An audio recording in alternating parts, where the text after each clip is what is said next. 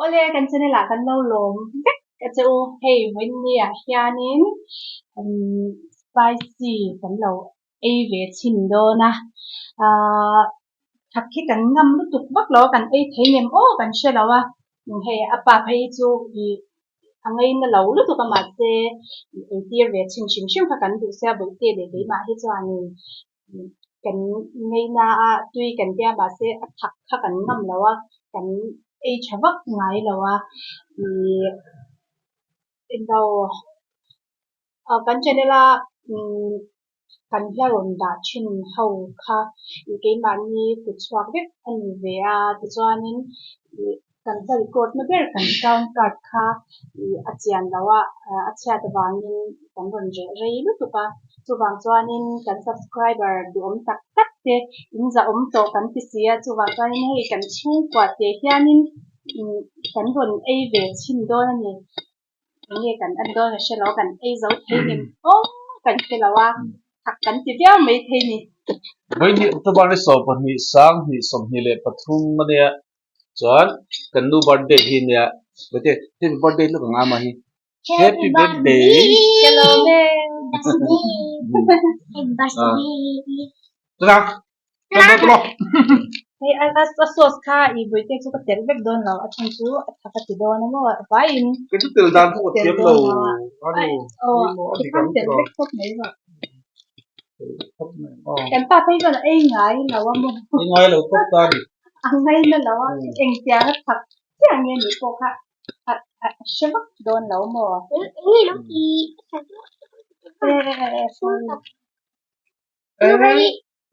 apa tam về thật đồ mà cái chích mà apa cái thật đồ thế bây giờ rồi apa về nanti lạc lột thì vết lột lột ngót từ lúc lột lột ngót trả lại cái chặt tối thì mới được rồi katanya sendut to apa itu lagi ya kata sendut itu giá trị có tăng apa kata hian ke phải đi tiệc lem tiền với cái thật nó tăng hay là gì nha tôi rất là không ngờ vài tiền nha vài tiền tôi tiền eh turmi cái lâu lâu ini là lâu ini aku sendiri cái passport thì phải tiền lâu lâu nữa cái gì đó cái là dấu hey hey anh tổ đầu cái này apa itu vậy chính là nó sao vậy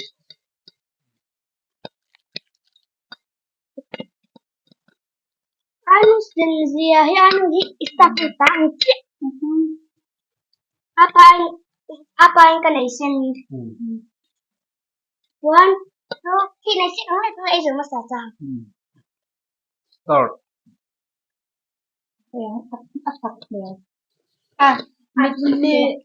mi tắm tập tan cho anh ấy trong này mi tắm tập tan cho anh bắt mà như lâu mấy thế mà sẽ đến cho cần ấy trong lâu mà thật chân này thì ngon thật cực thì ngon cái chứ đấy đúng không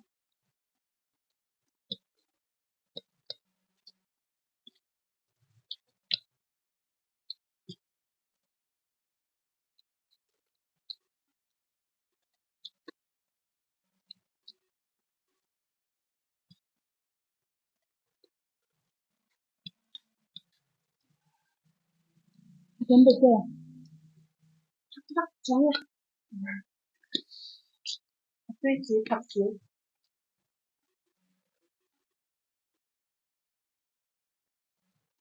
phải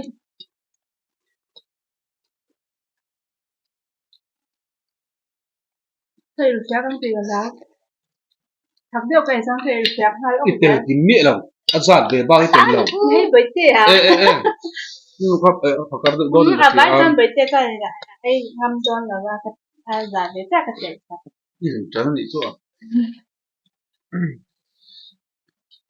đúng trần đầu đi hết tốt tốt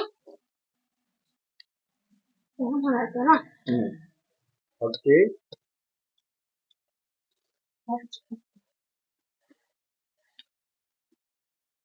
cho nên anh cái ấy thầy thật vất lúc tục cái mẹ là Học bác nó tụt cái gì. thắc cái gì thâu mà xe cái thấy cái gì đây Thiên một tí phật phép. việc gì cái in rồi Nó còn thật về được tất cả chẳng về đến đất là sĩ in hết tất cả. bây giờ bên lấy in lâu nha từ rồi bây giờ Đúng là đang cái dầu đơn kìa. Nhưng cái nhưng cái học thật lắm rồi. Vậy thì rất về ăn quy.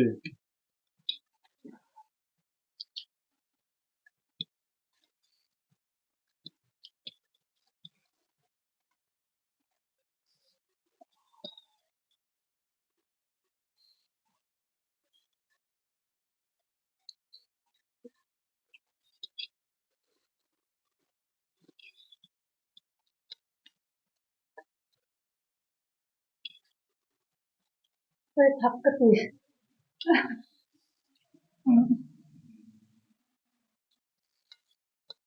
Vậy thì về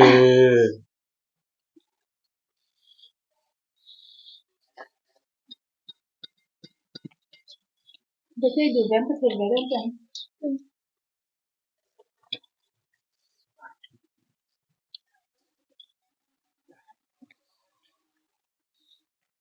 À.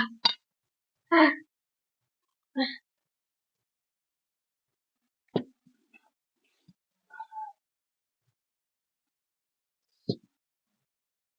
nó khai thì lắm rồi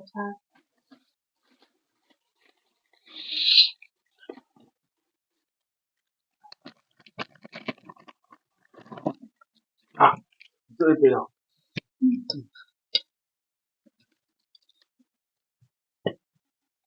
Thì ấy rồi đôn.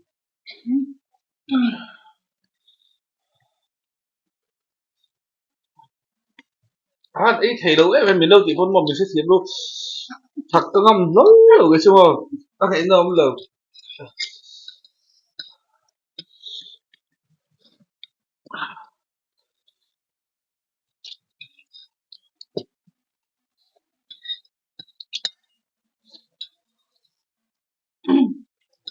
nó có ngầm lắm nào có làm gì thôi chứ em ngại đâu mà nghi như là quá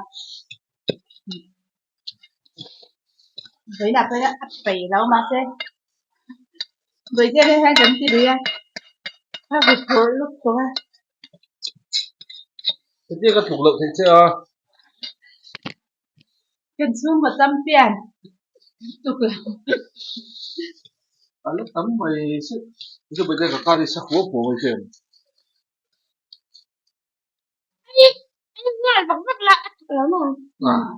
nhà liền điều thì hai tuần phải rồi giúp ra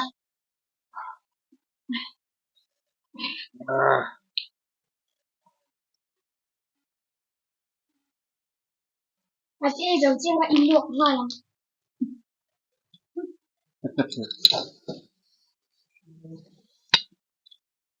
À.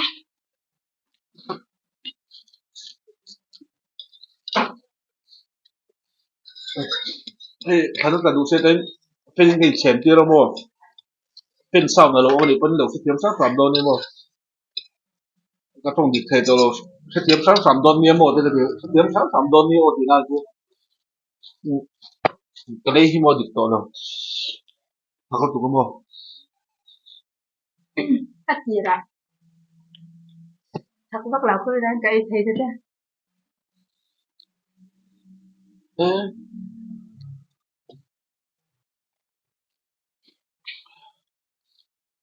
thật giỏi lên là chả bây giờ chỉ bao giờ được chứ Có.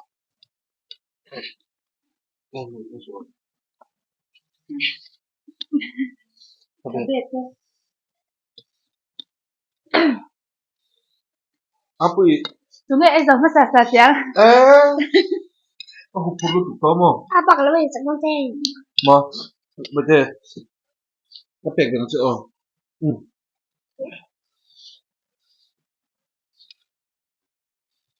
À, chặt khăn lị đó nè. thì nó đã Chặt khăn lị đây này mấy đồn. Thằng nào bị tê. Nè, miếng cực đó lầu rất mấy à. Vấn đề đó lầu rất về. Đã từ chết rồi. Xem tôi đi ơi. À, Có đây nè. Ra đi.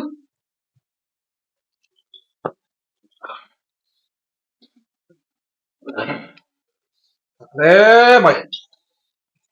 Cái này mày chua. Ikaw na martak ni song ka lalo na din. Tu sửa nghề mà người con.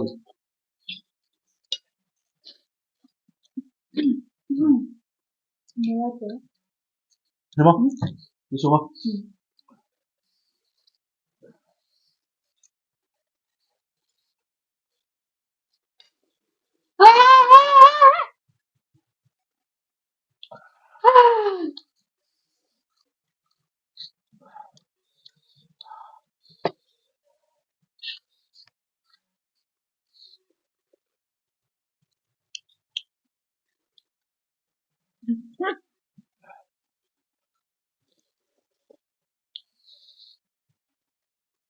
Một chưa.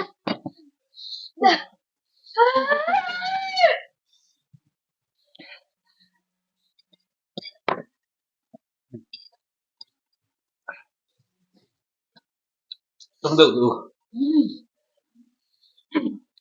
Có hỏi được tiền đồ mấy thể trương nhau hết. Cái của mình không. Một bữa mòn. Mình sẽ làm một cái bữa to.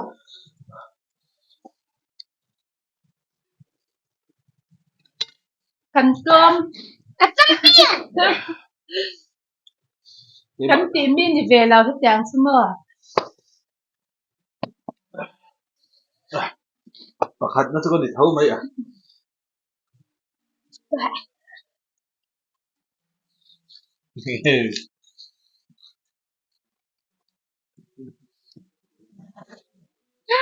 Aduh.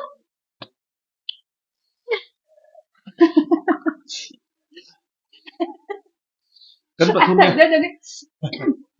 Thành nhất gì? Cắn sụp cái bụng bồn vẫn tụt bao muôn tục lầu.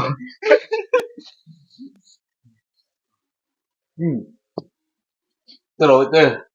Bụng bồn vẫn tụt ba thế, cà phê vẫn tụt ba thế, biếng đầu tiên nó vào cắn sụp lâu thì. Sao vậy? Bây giờ đi tốt rồi mấy rồi cũng nào Vạt nó phát triển cắn sụp cái gì? Ấy tốt tụi khai mùi số lại tụi cái pha. Cắn sụp mà nào? Cắn lâu đủ tốt xí mày ăn. Cắn ấy rất thì tụi con mông. Cắn sụp mà nào? Cái này đi, ai x sang giống hay là tiếng Anh thì phá. À, 2x tăng số để thôi. Milton 2x thế. Cái gì số đi đâu nha, thì số ít số. Cái này sẽ đi. Mà có tục á, mày.